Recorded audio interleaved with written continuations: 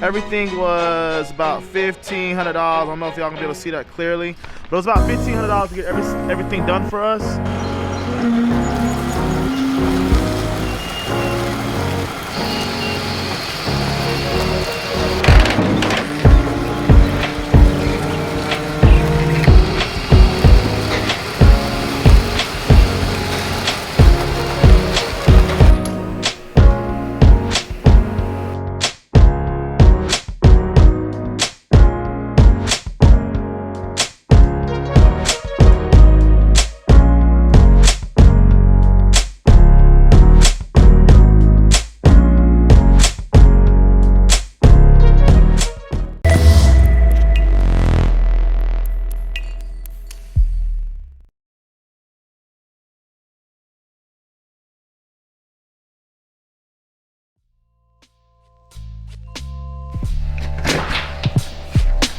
Let me lock my door real quick.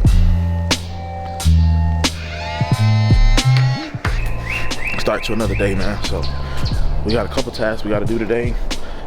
And what I hate about Atlanta, Georgia, is that it's cold today all of a sudden.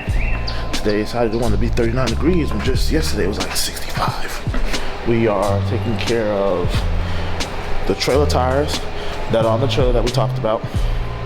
And then, of course, I'm getting Tiffany washed.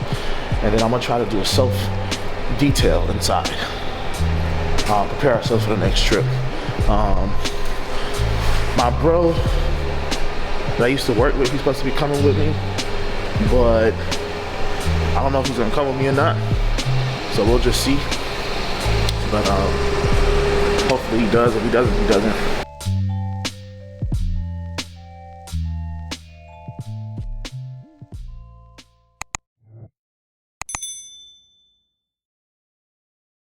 This is a piece that I picked up in Texas. Right here, this piece I believe is paying, if I'm correct. I gotta look at the paperwork. I can't remember which one is one, but this piece right here is paying, let's go and say this piece is the $2,000 piece. I think this one is paying $2,000. It's going from Texas all the way to New York. Or this one's going to Maryland. And then this one is paying $3,000 and it's going from Texas to New York. So in total, we got $5,000 coming out of Texas, which was really, really good. Thursday when I grabbed all that, and then I hightailed out of here. Now it's now Saturday. I came home because I have to pick my homie up and get him ready to start learning how to drive. Now that we're actually here at the actual Southern Tire Mart over here on Fulton Industrial in Georgia, I wanted to give you guys an idea and actually touch back with the whole tire situation that's last stated in my video. This is a 10-ply tire. Let me see the actual numbers that's reading on the tire. Hold on, give me a second. This is a 225/75 R16, okay? So this is 225/75 R16. That's what this tire is right here, okay? Then this tire right here, which is actually this is a really good tire, the tire that you should be probably investing in. This is a 235/85 R16 tire right here, and it's 14 ply. Now, when you look at the 10 ply right here, right? The 10 ply, it looks like a regular standard car tire, you know, like my truck tires. My truck tires are 10 ply. And then when you look over here at the 14 ply, the 14 ply is more, it looks more like a tractor tire. It looks more like a trailer tire, like a big boy semi-truck tire. These last longer. It's as simple as that. I can't get no simpler than that. It lasts longer, especially with the weight capacity and the speeds that you're going. These are gonna last longer with the weight and the speeds that you're going with these trailers. And also, when you look at the torque of the tire, when you're, for instance, I jackknife on purpose just to kind of show you guys the torque.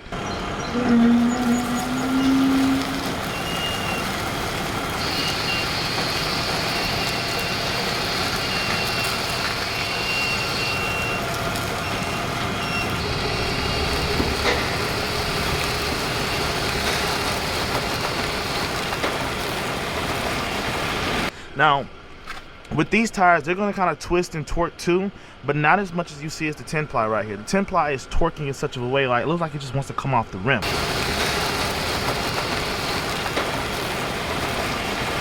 Right?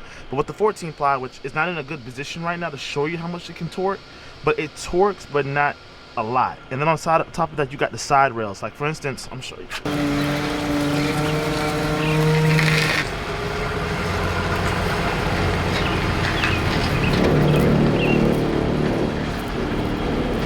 So with that being demonstrated, you see how much torque the tire had. You see how much it just did, right? And you know, back to what I was saying, it's important to get these 14 ply and get the ones with the side rails on them. I think they have all different type of 14 ply, but get the ones with the side rails on them for that specific reason, for when you're jackknifing and stuff like that. And I think it's more reasons why you should have them. Like I said, I don't know every single thing of why you should have them, the side rails, but definitely I know you should have 14 ply. Better rated for what we're doing. It's better rated for this weight. It's better rated for the speed that you're going. 65, 70 miles an hour with a 10 ply tire, it's gonna wear down on you pretty quick. You're not gonna have those tires probably maybe 6 to 8 months, maybe. But with these tires, 14 ply, you're gonna get. I know we had these tires that were on the Kaufman. We had those for about 1.5 years before we had to change tires. And even I think you can get tires that actually last longer than that. So you just have to do your research and find out what works for you. But we know that Trailer King and Gladiator all steel tires, 14 ply, 235s, 85 16s, or 235s, 80s 16. Whichever one. I know that my dad said that he had better experience with the 235s, 85 16s. But currently right now we're using the 235s, 80 16s, Gladiators, or the Trail King 14 ply.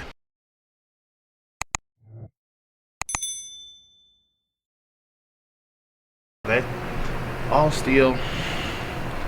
And I think these are a trailer. Let's see what they are. I think they're Trailer King.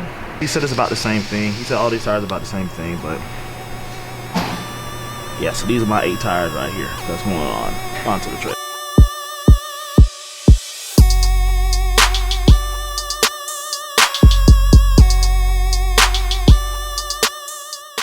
All right, so I got my dad on the line, right? So y'all can get a more in-depth, his perspective of the difference between 10 ply, 14 ply. And some people say go ahead and go get a 16 ply, because if you ever go 16 ply, I heard the saying, go 16 ply, you'll never go back to anything else. What I know about it from my experience, when I first got my trailer, it came with 10 ply. You know, I didn't know no better. But the 10 ply, I swear to God, I used to, when I first started, within the first 3 months, nobody's showing me anything. I'm doing all this on my own, right? I ain't got nobody to help me. Dude, I used to blow a tire at least once every 3 weeks. It'll catch a nail, or it'll rub down, you know, the tire would be bald in a matter of weeks. Because I used to buy just regular tires. Didn't know no better. And that lasted for about 3 months. Then I finally switched over to some, basically E-rated tires or 14 ply. Once you do that, you upgrade into a heavy duty commercial tire. No, yeah, they have 16 ply. I'm gonna tell you why you shouldn't get a 16 ply. Unless you have a good source to get them from. If you blow the 16 ply on the road, you can't find them. You can't even find them when you're home locally. You're gonna have to tell your people, whoever you buy them from, have 16 ply for me in stock.